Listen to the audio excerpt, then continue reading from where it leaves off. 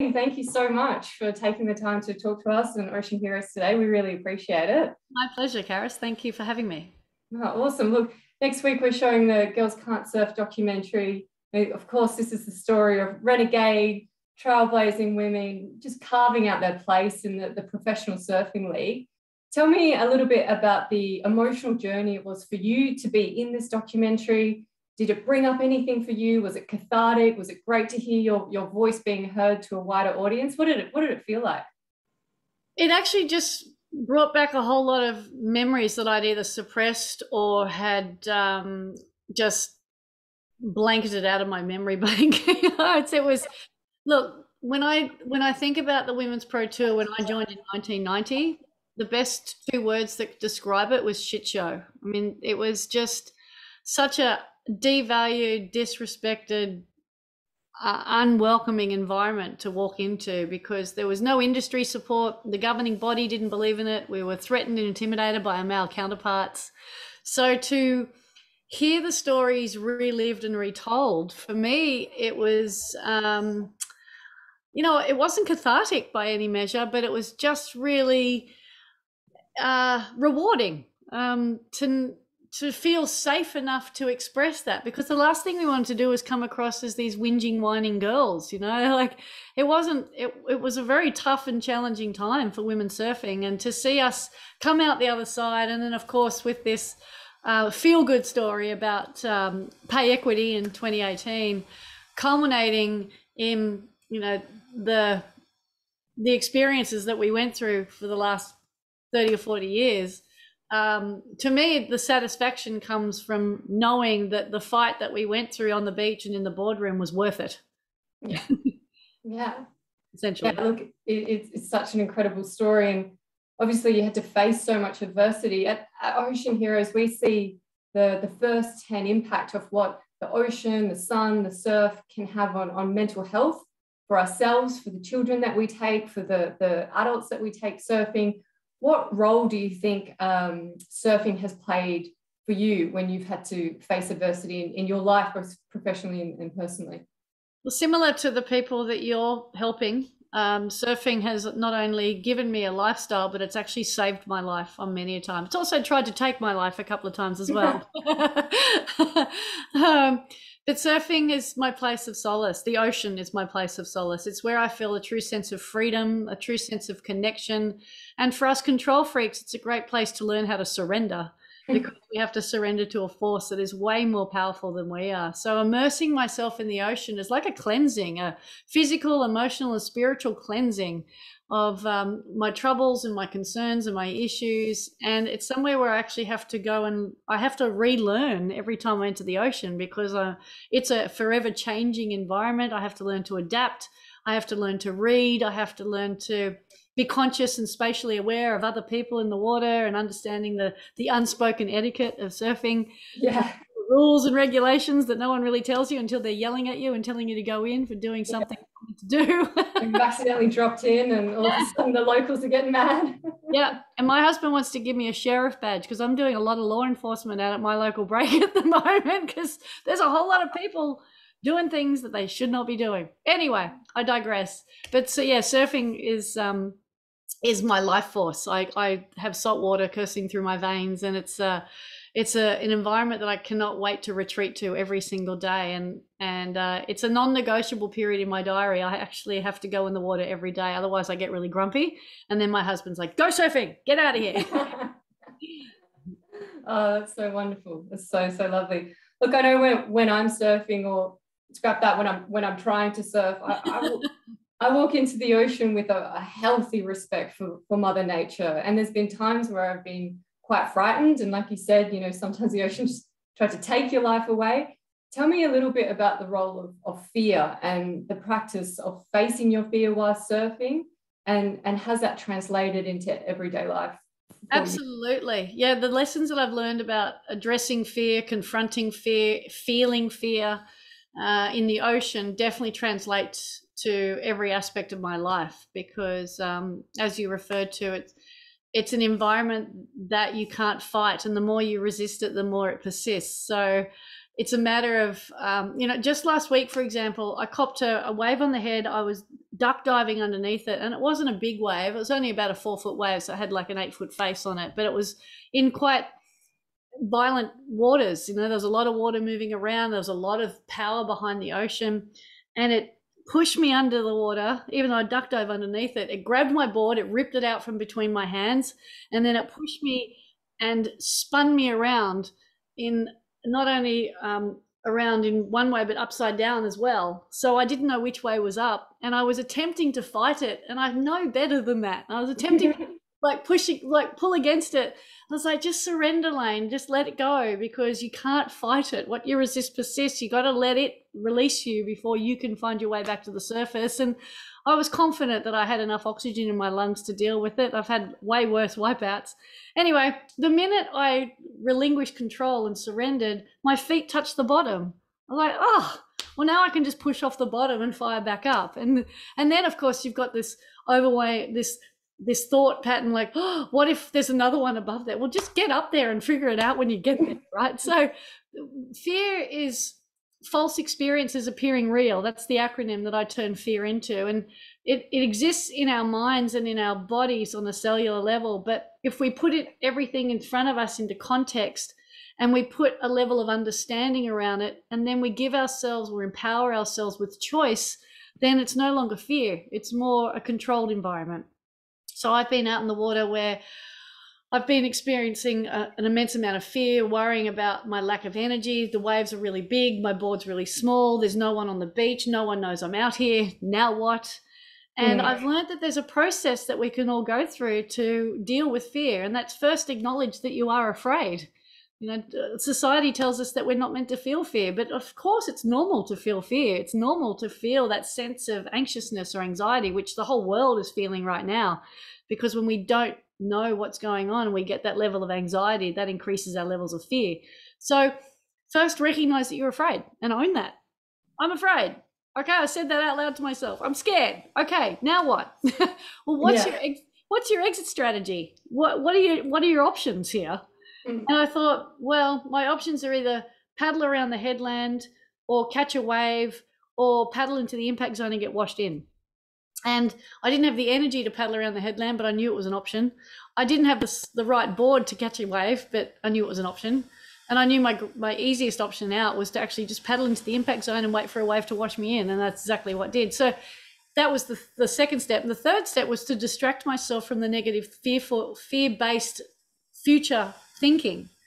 All the what ifs that we go into that increase our levels of anxiety and fear.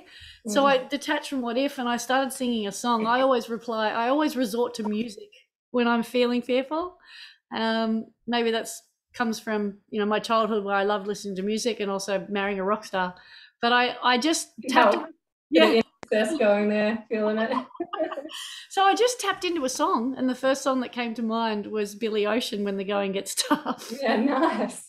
So I started paddling into the impact zone singing When the Going Gets Tough, the tough get going. And the next thing, a 12-foot set landed on my head and washed me to the beach. And I just took my leg rope off. I turned around and went, thank you, you win today, and went home. Survived another day. Amazing, just trying to get out of that mindset, right? We get stuck in it and we loop around and we just create those neural nets even stronger and stronger. And sometimes we just, need a bit of Billy to get us out of it, get us out of our minds and into a totally different space, which can exactly. Really, it's like listening to a really negative radio station and never choosing to change the channel. And look, we see that with the kids as well that we take out surfing. They can have a wipeout, and usually the first thing we do is we just get them back on the board and we paddle them back out, because sometimes if you leave it too long, if you let them stay in that state, that fear state for too long, we really start doubting ourselves. And I see that in myself, I see it in the kids, I see it in the adults and so forth. And the amazing thing that I see at Ocean here is the resilience in the children, how quickly their mindset will change, and they're laughing and they're playing around, and 2 minutes ago they just had a bit of a wipeout. And that's the benefit of being young. Totally. We let go of things a lot quicker when we're young. We harbor them a lot longer when we're older. Oh yeah, absolutely. I'm sure we've made a couple of parents a little bit afraid a few times to get their kids out. in the water. So we do apologize for that.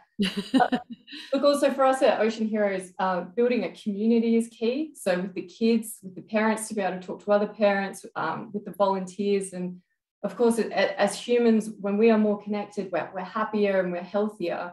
Tell me about the impact that communities had for you and in surfing community or music community or wherever it is for you. Well, the law of proximity states we become the sum of the top 5 people we spend the most amount of time with. So when I think about community, I just think about the people that I spend the most amount of time with, because our vibe attracts our tribe, right? So I think about the tribe, firstly, that I grew up with, and I was very fortunate that supportive and encouraging dad and a very supportive and encouraging brother, and they were my tribe. And then the friends that I met at school were my tribe at school, and then I had this group of guys that I grew up surfing with down at Manly, and there was about 14 of us, and I was the lone female. Wow. And I prided myself on being the fearsome female amongst that group, and I really enjoyed the banter and the challenges, but also the love that we had for each other, that unspoken bond that we had for each other, all stemming through a love of surfing and a love of each other's company. And then, of course, we all get older, we head off to school, we change locations, I head off on tour, and then I found a whole new tribe. But it all comes back down to the quality of relationship that you have with yourself, because everyone that we interact with is a mirror of us at different times. So if we interact with someone that we don't like, it's an opportunity for us to look in the mirror and see there's an aspect of ourselves in that human being. We're basically judging ourselves there. So I've become aware of that, because before that I was a lay blamer. You know, it was everyone else's fault, and you're an asshole, and you're a dickhead, and you got no idea what you're talking about. And you know, we can be very quick to judge and criticize and lay blame, and I still have to catch myself from doing that, because it's just a reaction to certain things, especially if we're triggered.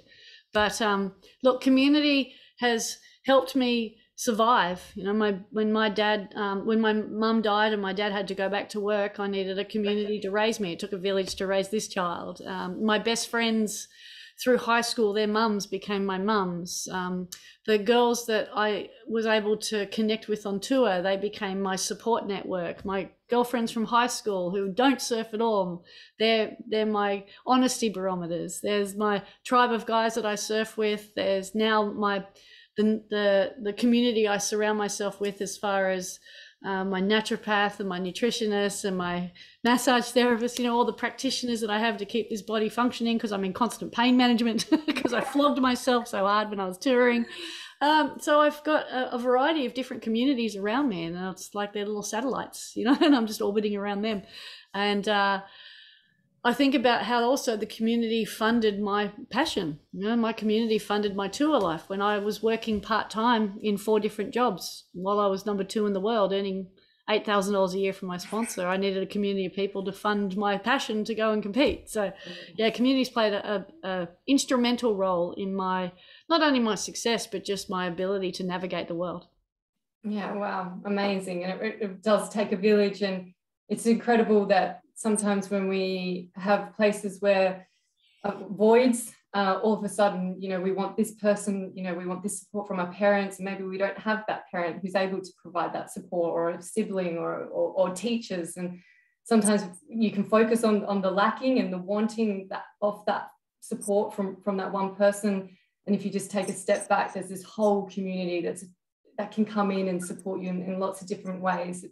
I know that's happened for me in my life, and it's just such an incredible feeling, and so lovely as well. Yep, absolutely. You just got to be open to it. Got to be open to support. Yeah, absolutely. Look, hey, when I'm describing what Ocean Heroes does, when I'm out speaking to, you know, trying to round up volunteers or get donations or get corporates on board, sometimes I really struggle to articulate the absolute thrill of being on a wave. How would you describe it? To me, it's like dancing on water. Yeah, wow. This way that I can describe it. Because every wave's a canvas, and every wave is different. So when you're in flow and you're in sync with the ocean, and you're in a state of acceptance and joy, It's just the pure elation and freedom of dancing like no one's watching. I think we can all relate to that for sure. Okay, and Girls Can't Surf, it's you know, it's this incredible journey of these tenacious women like yourself following their dreams, following the pursuit, pushing the fringe of society to accept them in their true form. What would you say to the wider audience who's trying to pursue their calling, especially when the chips are stacked against you? What would you say to everyone out there who's on that journey right now? Well, from when I reflect back on that period of my life, there's two main lessons that I've learned from that whole experience. Number one is have a really clear, articulated vision. What is it that you're going after? Know your why as well. Like, what's driving it? Because when I joined the Pro Tour and I felt like women's surfing had lost its identity, let alone its respect, I wanted to change women's surfing. I wanted it to be in a better place than where I found it. So that became my vision. However, the biggest mistake that I made when it came to setting that vision was failing to articulate the vision to the people who it was going to impact the most. So if I had my time again, I'd spend more time gaining an understanding of why it was the way that it was, so I could help transfer that or at least shift it into a more positive space. But I was just angry and frustrated, and I didn't take the time to do what the second piece of the puzzle is, and that's establish strong allies. Because when you instigate change, it upsets a lot of people. It makes people really scared or fearful. They instantly feel like they're under attack, and then they defend, and defense elicits more attacking. So it's a matter of taking the time to understand, develop empathy, have those really crucial conversations with people to get an understanding of why is it this way, and what can we do to ensure that it is in a better place than we all found it, but that we're working together and we're collaborating in a concerted effort to improve the situation, as opposed to feeling like I'm under attack, or either if I don't do it, no one else will, or it's going to cost me a lot of money and I don't want to pay that. So, you know, there's a lot of fear associated with change, but if you can have those conversations, then that mitigates a lot of the fear. Awesome. Layne, thank you so much for spending the time with us. We really appreciate it. My absolute pleasure. Thank you. And thanks for all that you're doing for the community over there in WA. It's our pleasure. It's absolute pleasure.